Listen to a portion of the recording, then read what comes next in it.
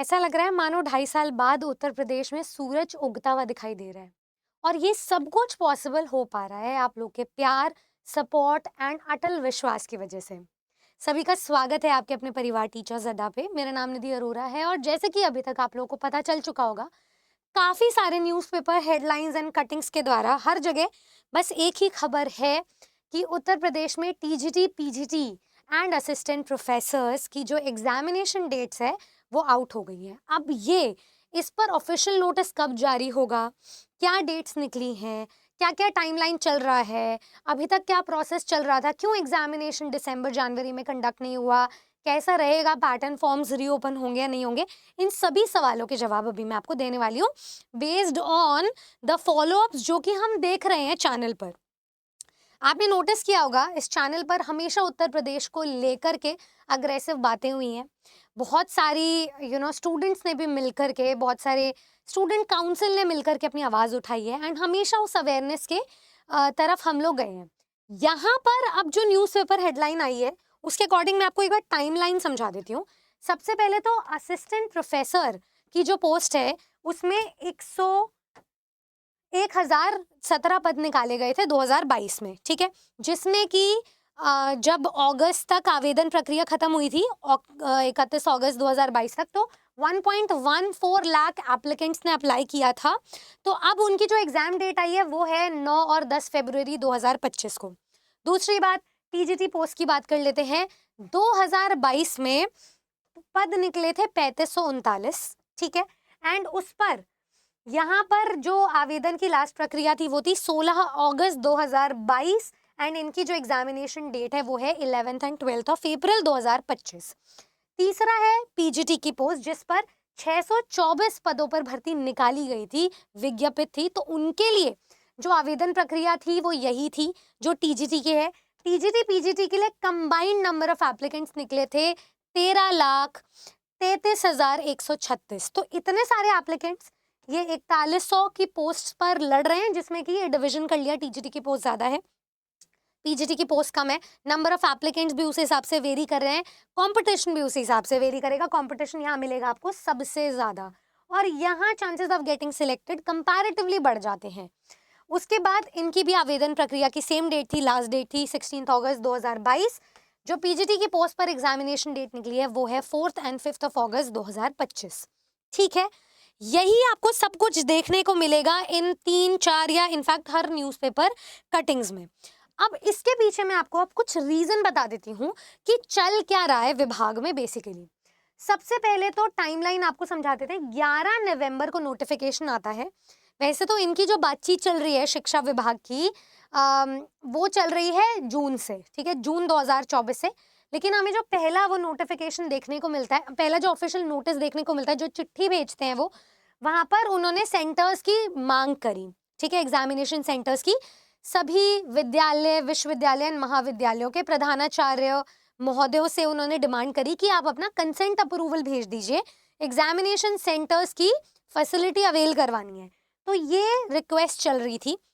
उसके बाद उन्होंने कंसेंट लेटर भी उसके साथ अटैच किया था, उसका फॉलोअप लिया गया 30 नवंबर को। तो 11 नवंबर के बाद अब ये बात 30 नवंबर को पहुंच गई कि अभी भी बहुत सारे जितने भी एग्जाम सेंटर्स के लिए अलॉटमेंट करनी थी वो फैसिलिटी अभी तक हुई नहीं है।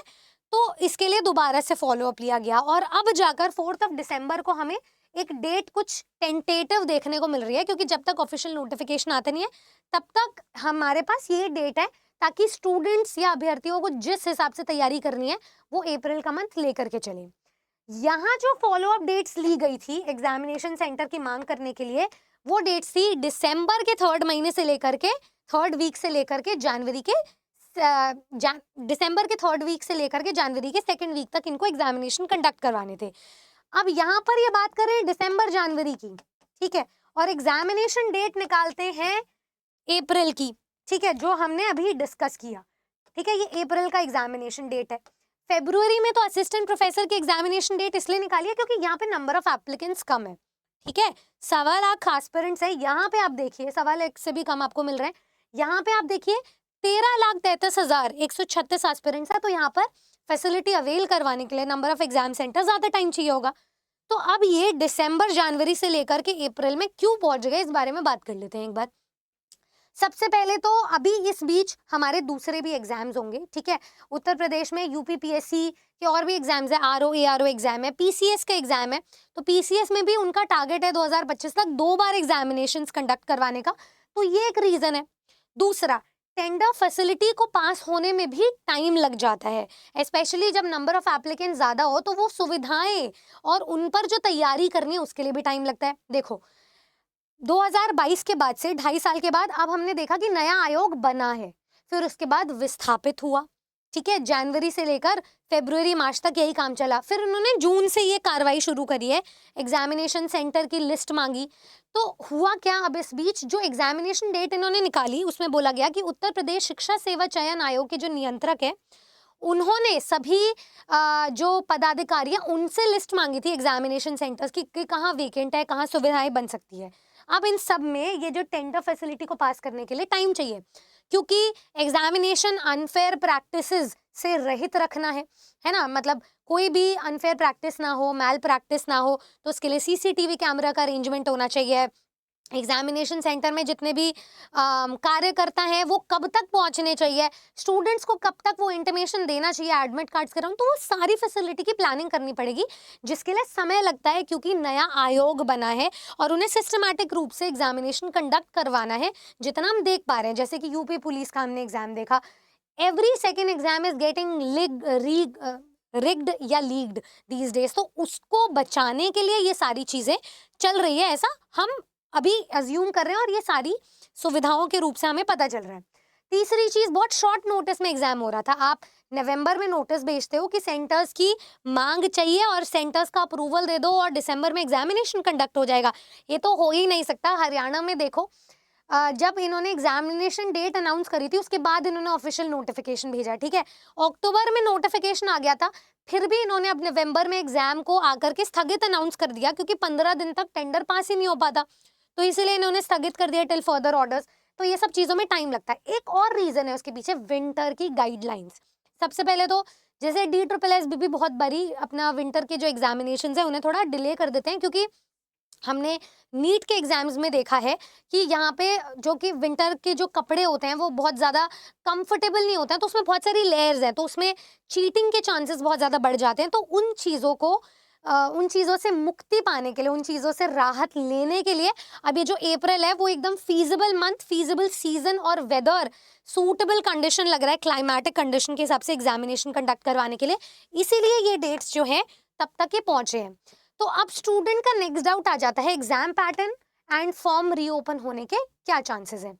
सबसे पहले तो नया आयोग बना तो इसलिए बना था कि अब वो नया एग्जाम पैटर्न लेकर आएंगे, जिस हिसाब से बाकी सारे एग्जामिनेशन कंडक्ट हो रहे हैं स्टेट लेवल पर एंड सेंट्रल लेवल पर, कि पेपर 1 आपका जनरल पेपर होता है, जनरल पेपर में भी एक लैंग्वेज कॉम्पिटेंसी टेस्ट को भी एक अलग स्तर दे देते हैं, ठीक है, और उसमें फिर नेगेटिव मार्किंग का भी अलॉटमेंट होता है, एंड पेपर 2 आपका मेन सब्जेक्ट होता है। तो वैसे डिविजन करना है या फिर पुराना एग्जाम पैटर्न जो हमारा आया था उस हिसाब से तैयारी करनी है। तो अभी तक आप ये मान करके चलो, जो आपका ओल्ड एग्जाम पैटर्न है उस हिसाब से आप अपनी तैयारी करोगे, यानी कि आपका जो मैटर ऑफ कंसर्न होगा, जो आपका PYQ रेफरेंस है, वो सारा ओल्ड एग्जामिनेशन पैटर्न पर आधारित है। तो आप अपने subject centric weightage and subject oriented तैयारी करना शुरू कर दोगे। दूसरी चीज, क्या फॉर्म्स रीओपन होंगे? तो यहाँ मैं आपको बता देती हूँ कि ये जो इन्होंने नंबर ऑफ एप्लीकेंट्स को काउंट किया है इस टेबल के थ्रू, ये काउंटिंग के हिसाब से एग्जामिनेशन कंडक्ट करवा रहे हैं। तो पहले ये भर्ती पूरी होगी, उसके बाद ये पहले लंबित पद पूरे होंगे और उसके बाद नई भर्तियों पर चर्चा की जाएगी। तो अभी आप ये मान करके चलो कि जो न्यूली पास्ड कैंडिडेट्स हैं, DLED किए हुए, BEd किए हुए या CTET पास किए हुए, आप ये मान करके चलो कि आप अगली वैकेंसी में पार्टिसिपेट कर सकते हो। अभी जिन्होंने एप्लीकेशन फॉर्म भरा था 2022 में, 31 अगस्त तक 16 अगस्त तक फॉर TGT PGT एंड 31 अगस्त तक फॉर असिस्टेंट प्रोफेसर, सिर्फ वही वैलिड एलिजिबल माने जाएंगे, ठीक है। फॉर्म की लास्ट डेट देख लो एक बार, यहाँ पे फिर से दिया हुआ है, राइट। तो फॉर्म्स रीओपन होने के चांसेस अभी कोई नजर नहीं आ रहे हैं, क्योंकि इन्होंने नोटिफाई नहीं किया है।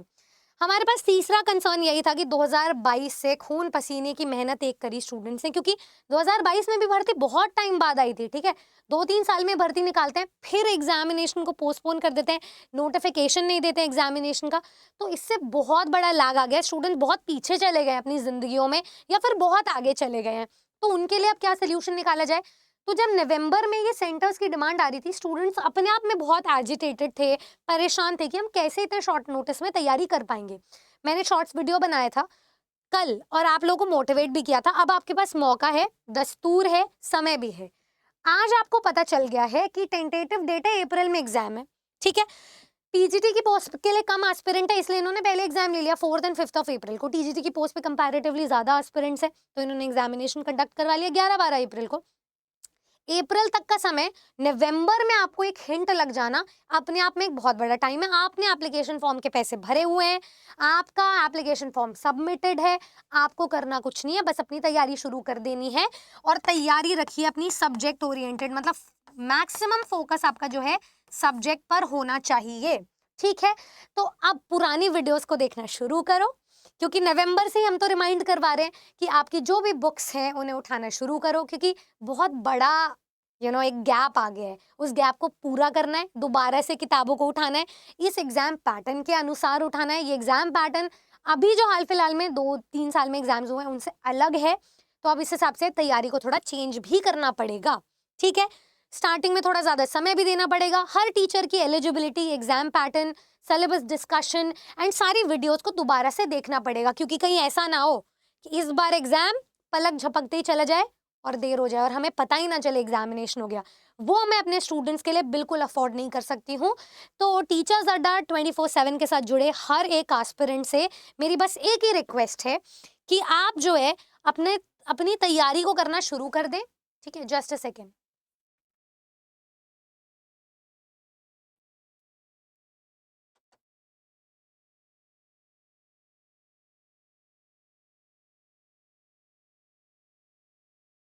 हम्म,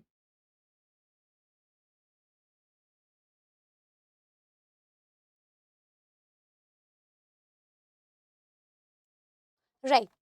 आप जो है तैयारी को करना शुरू कर दें, एंड जो भी स्टूडेंट हमारे किसी भी बैच में जुड़ना चाहता है, लाइव प्लस रिकॉर्डेड क्लास देखना चाहते हैं, क्योंकि उस टाइम पर जो हमने पढ़ाया था वही सब काम आएगा।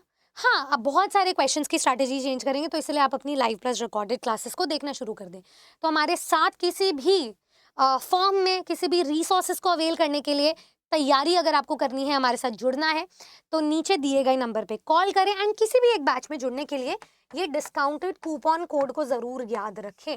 All the very best. Subscribe करें हमारे चैनल को, क्योंकि अब हर एक टीचर अपने सब्जेक्ट ओरिएंटेशन के हिसाब से अपनी स्ट्रैटेजी, अपना एग्जाम पैटर्न, सिलेबस डिस्कशन लेकर आएंगे। एंड इस बार अप्रैल हमने अपनी डेट मान ली है कि इसके बाद हमें उत्तर प्रदेश में शिक्षक या प्रवक्ता बनकर दिखाना है। So all the very best. And अगर आपकी कोई भी राय या क्वेरी हो इस एग्जामिनेशन के रिगार्डिंग, एग्जाम डेट के रिगार्डिंग, तो मैं ज़रूर जानना चाहूँगी कि आपका क्या है कहना, ताकि मैं आपके हर सवालों का जवाब एक अलग वीडियो से या अलग वीडियो के माध्यम से दे सकूँ। सब्सक्राइब कीजिए। Thank you.